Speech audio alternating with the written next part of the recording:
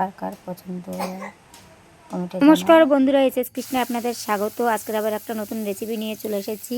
আজকে করবো ছানার কোপ্তা। তাই ছানাটা আমি ভিনিগার দিয়ে কেটে নিয়েছি, সেটা শেয়ার করলাম না। তোমরা লেবু দিয়েও কাটতে পারো। দেখো ছানাটা একদম খুব সুন্দর হয়েছে, জলটা ঝরিয়ে নিয়েছি। এইভাবেই ছানাটা করে নেবে ভিনিগার দিয়ে বা লেবু দিয়ে।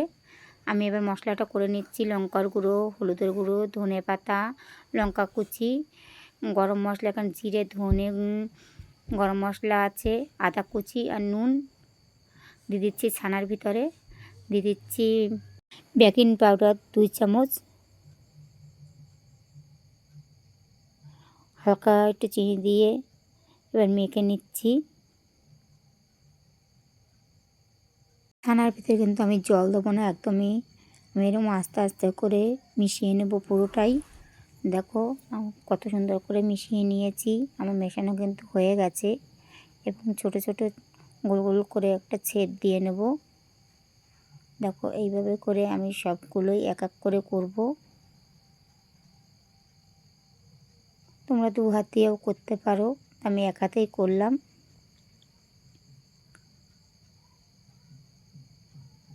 দেখো আমি ছানার কোপ্তাগুলো আমি সবই এক এক করে সবগুলো বানিয়ে নিয়েছি। এই যে আমার বানানো হয়ে গেছে। এবার গ্যাসের উপর দিয়ে দিলাম কড়াইতে দিয়ে দিচ্ছি সাদা তেল। তোমরা সর্ষের তেলেও করতে পারো, আমি সাদা তেলের উপর করছি। আর এক এক করে আমি তেল হালকা গরম হয়েছে। এটা কিন্তু একদম নিভে নিভে আঁচে করতে হবে, হাই আঁচে দিলে হবে না, তাহলে পুড়ে যাবে। এইভাবে করে আমি সব কোপ্তাগুলোই দিয়ে দিয়েছি। দেখো এবার আমি ফিরতে কত সুন্দর কালার এসছে। এটা কিন্তু যদি হাই দিতাম তাহলে কিন্তু পুড়ে যেত। আমি হালকা একদম নিভে নিভে আঁচে করছি। আমার সবগুলোই ফিরানো হয়ে গেছে। দেখো আমার ভাজা হয়ে গেছে। এবার আমি এটা তুলে নিচ্ছি, পুরোটাই হয়ে গেছে। কত সুন্দর হয়েছে।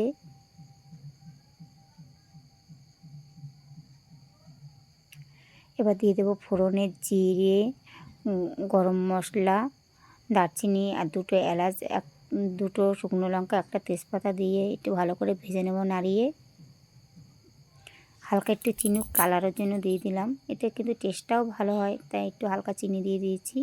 যতক্ষণে লাল না হবে তত কিন্তু আমি অন্য মশলা দেব না। দেখো চিনি আমার গলে গেছে। এবার মশলা দিয়ে দিচ্ছি জিরে বাটা, এবার টমেটো, কাঁচা লঙ্কা। যে যেরকম ঝাল খাবে সেরকম ঝাল দেবে। আমি একটু হালকা জল দিয়ে নিয়েছি, নুন, হলুদ, হালকা কাশ্মীরি লঙ্কার গুঁড়ি দিয়ে দিলাম। এবার যতক্ষণে তেল না ছাড়বে ততক্ষণে কিন্তু আমি আর জল ব্যবহার করবো না। আবার একটু হালকা জল দিয়ে মশলার আবার একটু কষিয়ে নেব। এরপর হালকা জল দিয়েছি। এই জলটা কিন্তু পুরো টেনে যাবে, তেল বেরাবে, তারপরে কিন্তু জল দেবো। দেখো মশলাটা একদম পুরো কষানো প্রায় হয়ে গেছে, তেলও ছেড়ে দিয়েছে, কত সুন্দর লাগছে দেখতে।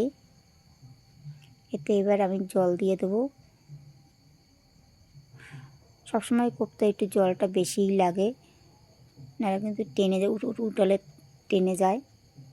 আর কালারটা খুবই সুন্দর হয়েছে। এবার একটু ঢেকে দিলাম, ফুটে উঠবে। দেখো ফুটে উঠেছে। এবার আমি কোপ্তাগুলো সবগুলোই দিয়ে দিচ্ছি। হালকা করে একটু নাড়িয়ে দেবো, ভেঙে না যায়।